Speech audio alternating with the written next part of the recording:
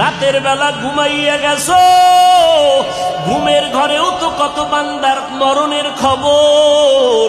ভোরবেলা মা উইঠা ডাক দিয়ে কয়, বাবা ওঠ, ওয়াজ মাহফিলে গেলি, আজকে ফজরের নামাজটা আদায় কর।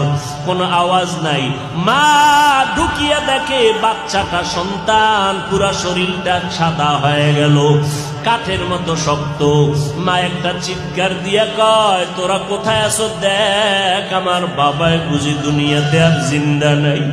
একটা চিৎকার দিয়া কয়, তোরা কোথায় আছো, আয় আয়, আমার এখন আব্বু বলিয়া কে ডাকবে?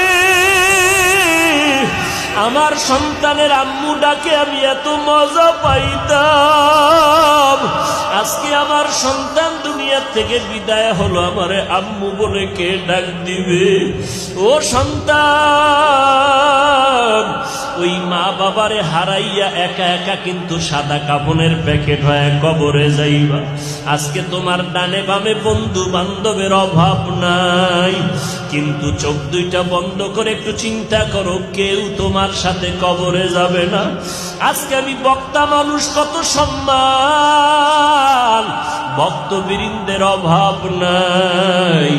যেদিন মরণের খবর হবে, তোমাকেও তিনটা সাদা কাফন, আমাকেও তিনটা সাদা কাফনের প্যাকেট বানাইয়া ওই কবরে মাটির চাপা দিয়া সবাই বিদায়। কবরে কেউ নাই, কই আমার এত ভক্ত, এত বন্ধুরা কেউ নাই। এখন আমার কবরে আমি একা হয়ে গেলাম, আমার কবরে এখন অন্ধকার, বাতি নাই, কোনো আলো নাই, বিছানা নাই, আমার ডানে বামে উপরে নিচে মাটি। ওই কবরে এখন আমার সুয়াল জবাব শুরু হয়ে যাবে, দুইজন ফেরেশতা আসিয়া হাজির হয়ে যাবে।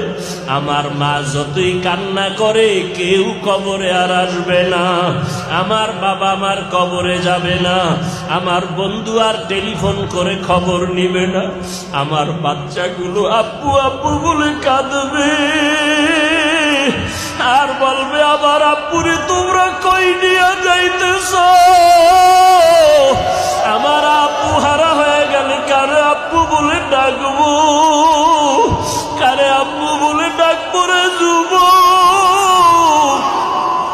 পাও দুইটা যদি আগায় দাও, পায়ে হাত রেখে বলি, আর নামাজ বাদ দিও না রে যুবক, আর দাড়িটা কাইটা আমার নবীরে কাদাইস না রে যুবক।